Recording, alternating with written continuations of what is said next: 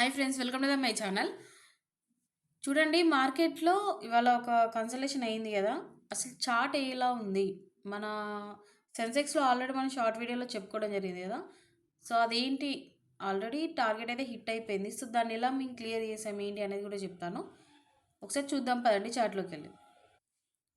చూడండి, bank Nifty monthly chart అండి ఇది. నేను ఆల్రెడీ చాలా క్లియర్గా చెప్పాను. ఏమని?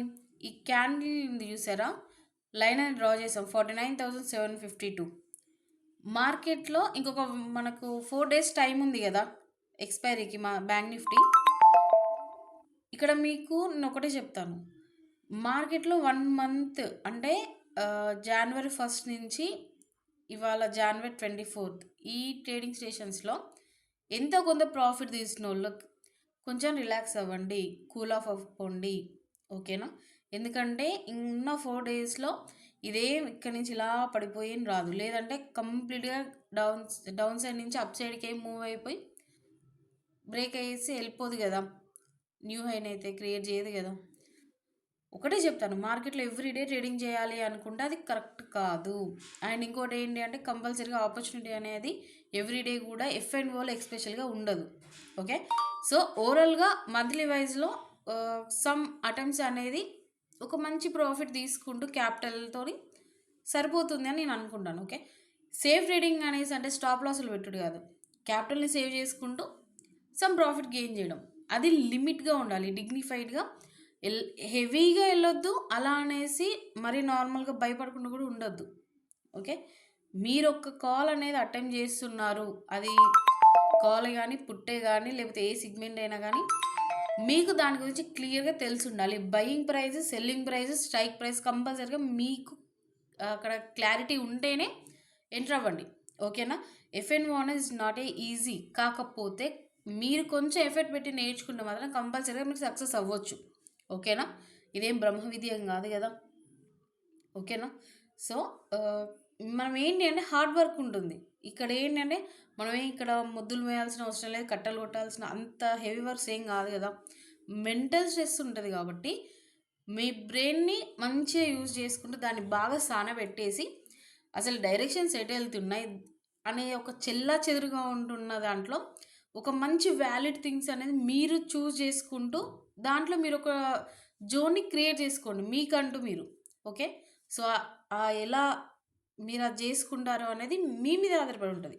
ఓకే, సో అక్కడ మీరు క్లియర్గా ఒక మంచి రాక్ స్టార్గా చేసుకున్నారనుకోండి ఒకటి, ఆ జోన్లో మీరు చాలా సేఫ్గా ఉంటారు. ఓకేనా? Okay, fine. ఇప్పుడు బ్యాంక్ నిఫ్టీలో ఆల్రెడీ ఈ మంత్కి సంబంధించి మనం ఆల్రెడీ 16 అటెంప్ట్స్ అనేది చేయడం జరిగింది. మన సర్వీస్ వాళ్ళకి తెలుసు అనమాట. సో క్లియర్ చేసాము సక్సెస్ఫుల్గా, సమ్ ప్రాఫిట్ అనేది గెయిన్ అయింది. ఓకే, ఈ 4 days ఇంకా టైం ఉంది కదా, మాకు అవసరం లేదు. కుదిరితే థర్స్డే ఆర్ ఫ్రైడే మళ్ళీ నెక్స్ట్ మంత్కి సంబంధించి ఏదైనా ఆపర్చునిటీ ఉంటే తీసుకుంటాం. కానీ ఎవరికైనా క్యాండిల్స్ గురించి నేర్చుకోవాలనుకుంటున్నవారు ఏంటి అంటే, ఈ ఇక్కడ మన లైన్ ఉంది చూసారా 49,752. మేబీ ఏమన్నా ఒక మంచి మూమెంట్ అనేది మండే కానీ, ట్యూస్డే కానీ, వెనస్డే, థర్స్డే ఈ 4 daysలో ఎప్పుడైనా వస్తే ఇక్కడికి వచ్చిన తర్వాత కొంచెం రియాక్షన్ అనేది చూడండి. చాలా వరకు అయితే అప్ సైడ్ వెళ్ళడానికి పాసిబిలిటీ లేదు. నేను ఇవాళనే కాదు చాలా రోజుల నుంచి చెప్తున్నాను. ఎందుకంటే చాలా కన్సల్టేషన్ అయిపోయింది ఇక్కడ 6 months నుంచి. సో ఇప్పుడే బ్రేక్ చేసుకొని డౌన్కి వస్తున్నప్పుడు ఇక్కడ ఉన్న ఆర్డర్సే క్లియర్ అవ్వలేదు ఇంకా. అలాంటిది ఇప్పటికిప్పుడు మళ్ళీ ఫ్రెష్గా వాళ్ళు అప్ సైడ్ వెళ్ళిపోయి ర్యాలీ తీసేసుకొని న్యూ హైని క్రియేట్ చేసే అంత అంత కరెక్ట్ అనిపించట్లేదు. ఓకే, ఇప్పుడు స్టాక్ మార్కెట్లో సపోర్ట్ రెసిస్టెన్స్ కాకుండా సెన్స్ని నమ్ముకోండి. ఓకేనా? ఓకే, అండ్ ఇంకొకటి చెప్తున్నాను, అప్ సైడ్ కాకుండా ఒకవేళ ఓవరాల్గా ఇట్లాగే అగ్రెసివ్గా డౌన్ సైడ్ వచ్చారనుకోండి, ఈ క్యాండిల్ ఉంది చూసారా, ఈ క్యాండిల్ యొక్క టేల్ లో ఉన్ను ఇక్కడ దోజి క్యాండిల్ ఉంది చూసారా. ఎప్పుడు కానీ స్టాక్ మార్కెట్లో మీరు ఏ సిగ్మెంట్ తీసుకున్నా కూడా మీడియం క్యాండిల్స్, అగ్రెసివ్ క్యాండిల్స్ కన్నా కూడా దోజి క్యాండిల్ చాలా చాలా ఇంపార్టెంట్. ఓకేనా? సో ఈ క్యాండిల్ని మీరు ఫస్ట్ అబ్జర్వ్ చేయడానికి ట్రై చేయండి. ఇంత హెవీ ప్రెజర్తోని డౌన్ సైడ్ వచ్చిన అంటే డౌన్ సైడ్ మూవ్ చేసిన వాళ్ళు ఈ క్యాండిల్ చూసారా, దోజి క్యాండిల్. సో అక్కడున్న ఆర్డర్స్ని క్లియర్ చేయలేకపోయారు. ఎంత ఫాస్ట్గా వచ్చారో అంతే ఫాస్ట్గా మళ్ళీ వెళ్ళిపోయారు అప్ సైడ్ కూడా. ఓకేనా? సో దానికి రీజన్స్ ఏంటి అంటే, న్యూస్ గురించి చెప్పాలంటే ఎవ్రీడే ఏదో ఒక న్యూస్ ఉంటూనే ఉంటుంది. ఓకేనా? సో వాటినన్నిటిని మనం తీసి చూడాలి అంటే అది అవ్వదు. ఓకే. అండ్ మీకు నేను చాలా క్లియర్‌గా చెప్పాను. నేను ఒక 6-7 మాత్రమే నేను న్యూస్ బేస్‌లో నేను చూస్తాను అనేసి కూడా చెప్పడం జరిగింది కదా! ఇంకొకటి ఏంటి అంటే మనకి ఇప్పుడు ఫిబ్రవరి 1 రోజున బడ్జెట్ మీటింగ్ ఉంది. మన నిర్మలా సీతారామన్ గారి దయ మరి ఈసారి ఏమైనా చేస్తారో. సరే చూద్దాం అది ఏంటి అనేది. అండ్ చూడండి, ఈ టెయిల్ ఒకవేళ క్రాస్ అయిందనుకోండి, ఈ టెయిల్‌ని మీరు అబ్జర్వ్ చేయండి. కంపల్సరీగా ఇక్కడున్న ఆర్డర్స్‌ని క్లియర్ చేస్తే మాత్రం అలా అయినా కూడా ఫాస్ట్‌గా యూ టర్న్ తీసుకొనైతే అప్ సైడ్ ఎళ్ళదు. ఓకేనా? ఇక్కడున్న ఈ దోజీ క్యాండిల్ యొక్క లో ఉంది చూసారా? 44,633. ఎప్పుడైతే మార్కెట్ ఈ జోన్‌కొస్తుందో, ఇక్కడి నుంచి వాళ్ళ ఇంటెన్షన్ అనేది ఇక బ్రేక్ చేద్దాము, ఒక న్యూ ర్యాలీని తీసుకొద్దాము, ఫ్రెష్ ర్యాలీని తీసుకొద్దాము, న్యూ హైని ఫార్మ్ చేద్దాం అనుకుంటే మాత్రం కన్సల్టేషన్ చేస్తారు. డౌన్ సైడ్ వచ్చేటప్పుడు ఎలా పడితే అలా వస్తారు తప్పించి, అప్ సైడ్ వెళ్ళేటప్పుడు అలా ఎళ్ళరు. ఓకేనా? ఇప్పుడు చూడండి, స్టెప్స్ ఉంటాయి కదా! మన స్టెప్స్ కాదు గానీ హైడ్రా ఉంది కదా! ఇప్పుడు మనకు హైదరాబాద్‌లో గానీ, మన లోకల్‌లో జరుగుతుంది కదా తెలంగాణలో. ఇప్పుడు ఇల్లు కట్టుకోవడానికి లేకపోతే ఆ ప్లాన్ చేసుకున్న వాళ్ళకి చాలా ఇయర్స్ పట్టుతుంది యాక్చువల్లీ. ఓకేనా? అది మిడిల్ క్లాస్ ఫ్యామిలీకి ఓన్ హౌస్ అనేది it's a very big dream కదా! అలాంటి ఒక ఈఎంఐలతోనో లేకపోతే వాళ్ళు కష్టపడి రూపాయి రూపాయికి తీసుకుంటున్న అమౌంట్ మొత్తం పెట్టేసి తీసుకుంటే, సో అవి సమ్ లిటిగేషన్స్ అని అలా ఇలా ఉన్నాయని కూల్చేస్తున్నారు చూసారా? వాళ్ళ ప్లాన్ చేయడానికే ఇయర్స్ టైం పట్టింది. సో, అదే కూల్చేయడానికి ఎంత టైం పడుతుంది? మీరు కూడా చూస్తున్నారు గదా! అంటే ఇప్పుడు నేను మన సీఎం రేవంత్ గారి గురించి నేనేం అనట్లేదు. కాకపోతే ఏంటంటే జస్ట్ ఎగ్జాంపుల్‌గా నేను చెప్తున్నాను. ఇప్పుడు ఆహ్, చాలా క్లియర్‌గా ఎగ్జాంపుల్ అనేది మీకు ఫాస్ట్‌గా రీచ్ అవ్వాలి, అది అర్థం కావాలి అన్నట్టుగా నేను దాన్ని ఒక ఎగ్జాంపుల్‌గా మాత్రమే చెప్పడం జరిగింది. ఓకే. సో, అలా ఉంటుంది గాబట్టి, డౌన్ సైడ్ వచ్చేటప్పుడు ఎలా పడితే అలా వస్తది. కానీ అప్ సైడ్ ఎళ్ళేటప్పుడు అలా గాదు. రాయల్టీ మెయింటైన్ చేస్తది, కన్సల్టేషన్ చేస్తది. చాలా తలకాయ నొప్పుంటది. అంత ఫాస్ట్ ఏం వెళ్ళదు. కంపల్సరీగా కొంచెం నాలెడ్జ్ ఉన్న అట్‌లీస్ట్ ఒక 1 ఇయర్, 2 ఇయర్స్ స్టాక్ మార్కెట్‌లోని ప్రాఫిట్‌లు తీయకున్నా గూడా లాస్‌లో ఉన్న వాళ్ళకి గూడా కొంచెం అన్నా క్లారిటీ వస్తది. కొంచెం కన్సల్టేషన్ అవుతుంది. ర్యాలీ అప్‌కమింగ్ డేస్‌లో రావచ్చు అనేసి. ఓకేనా? సో, ఇప్పుడున్న దానికైతే ఈ సిట్యుయేషన్‌కి, మన క్యాండిల్‌కి లేకపోతే అప్‌కమింగ్ డేస్‌లో వచ్చే వాటికి దేనికి కూడా అప్ సైడ్ ఎళ్ళే అంత స్ట్రెంత్ ఉన్న న్యూస్ అయితే ఎక్కడా లేదు. కంట్రీ వైస్‌లో లేదు. అదర్ కంట్రీస్‌లో కూడా లేదు. ఓకే. ఇదండి బ్యాంక్ నిఫ్టీ అయితే. సో, ఈ 4 డేస్‌నైతే మేమైతే వదిలేసాము.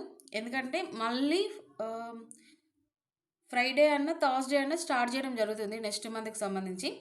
ఎవ్రీ డే కంపల్సరీగా ట్రేడింగ్ చేయాలి అనేసి అనుకుంటే మాత్రం, మన క్యాపిటల్‌ని తీసుకొని వాళ్ళ చేతిలో పెట్టుడు తప్పించి, మనం చేసేదైతే ఏం లేదు. ఓకే. డిగ్నిటీగా కొంచెం రాయల్టీ మెయింటైన్ చేసుకుంటూ మనం గూడా సమ్ ప్రాఫిట్ అనేది గెయిన్ చేసుకుంటూ రండి. ఓకే. బ్యాంక్ నిఫ్టీ అయితే ఇంతేనండి. మేబీ ఏమైనా అగ్రెసివ్‌గా అయితే ఇక్కడ ఈ లైన్ ఉంది చూసారా? ఈ క్యాండిల్ అనేది దోజీ క్యాండిల్ క్రియేట్ అవుద్ది. ఓకేనా? ఇప్పుడు మంచి అగ్రెసివ్‌గా ఉంది గదా! దోజీ క్యాండిల్ అవుతుంది కావచ్చు 4 డేస్‌లో. అంతే తప్పించి ఇప్పటికిప్పుడు ఫాస్ట్‌గా ఇక్కడున్న ఆర్డర్స్ అన్నిటిని క్లియర్ చేసి ఈ లోకైతే రాదు గదా! ఈవెన్ ఈ లోకి వస్తదన్న కూడా డౌటే నాకైతే. అంటే 50, 50 చాయిసే ఇది. ఇదైతే కష్టం ముచ్చట. కాబట్టి ఆహ్, కొంచెం జాగ్రత్తగానే ట్రేడింగ్ చేసుకొని చాలా వరకైతే వదిలేస్తే బెటర్ అని నేను అనుకుంటున్నాను. ఎందుకంటే ఈ 24 డేస్‌లో ఎంతో కొంత గెయిన్ అయినప్పుడు ఒక 1 వీక్ వదిలేయండి. కొంచెం రిలాక్స్ అవ్వండి. ఓకేనా? జనవరి 1 కూడా మనం అంత పీస్ ఆఫ్ మైండ్‌గా లేము గదా! ఎందుకంటే ఆ రోజు కూడా మనకు వర్కింగ్ డే అయిపోయింది కదా! ఆఫ్‌కోర్స్ నేను తీసుకున్నాను, అది వేరే విషయం అనుకోండి. ఇక్కడ మన బిజినెస్ అనేసి మనం అనుకోని మనదే కష్టం, మనదే ప్రతిఫలం అనుకుంటే ఇక్కడ ఇంకొకరిని మనం అనాల్సిన అవసరం లేదు. ఓకే. కంప్లీట్‌గా మీరు ట్రస్ట్ చేసిన వాళ్ళని నమ్మి రండి. లేకపోతే మీరు నేర్చుకొని రండి. ఓకే. అంతే తప్పించి ఎవరి చేతులకు డీమ్యాట్ అకౌంట్లు ఇవ్వకండి. మోసపోయినామనేసి ఫీల్ అవ్వమాకండి. స్కామ్‌లని, గ్యామ్లింగ్ అని ఇవన్నీ ఎందుకు జరుగుతా ఉన్నాయంటే మన అత్యాశే. ఓకేనా? ఇప్పుడు ఆశకి హద్దుండాలి అంటారు గదా! సో, అది మనం ఇక్కడే కాదు, మన లైఫ్‌లో అయినా స్టాక్ మార్కెట్ అయినా ఒకటే. మన హద్దనేది ఉంచుకుని, ఆ లిమిట్ అనేది ఉంచి మన అది క్రాస్ చేయనంత వరకు కూడా ఎలాంటి ప్రాబ్లమ్ అనేది ఉండదు. ఓకే. దానికి బెస్ట్ ఎగ్జాంపుల్ మన హర్ష మెహద్ గారే. తను చాలా చాలా అసలు స్టాక్ మార్కెట్‌లో మనకు అప్ సైడ్ ఎళ్తుంది అన్నా, లేకపోతే దాన్ని రూల్ చేసే అంత క్యాపబిలిటీస్ సార్‌కుంది. కాకపోతే తన యొక్క అత్యాశకెళ్ళడం వల్లే తను అలా అయ్యారనేసి నేను అనుకుంటున్నాను. ఇట్స్ జస్ట్ మై ఒపీనియన్ అంతే. ఎప్పుడు గాని లైఫ్‌లో అత్యాశ కాకుండా కొంచెం లిమిట్‌గా ప్రాఫిట్స్ తీసుకుంటూ, క్యాపిటల్‌ని సేవ్ చేసుకుంటూ ఎళ్ళండి. ఓకే.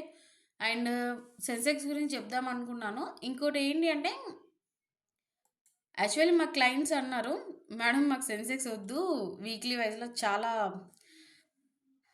హార్డ్‌గా ఉంది." అంటే టార్గెట్స్ హిట్ అవుతున్నాయి గానీ, అంత ఫాస్ట్‌గా రీచ్ అవ్వట్ల. వాళ్ళు తీసుకునే వరకే మూవ్‌మెంట్ అనేది మాక్సిమం ఒక 10-15 పాయింట్స్ అటు ఇటు ఎళ్ళిపోతుంది.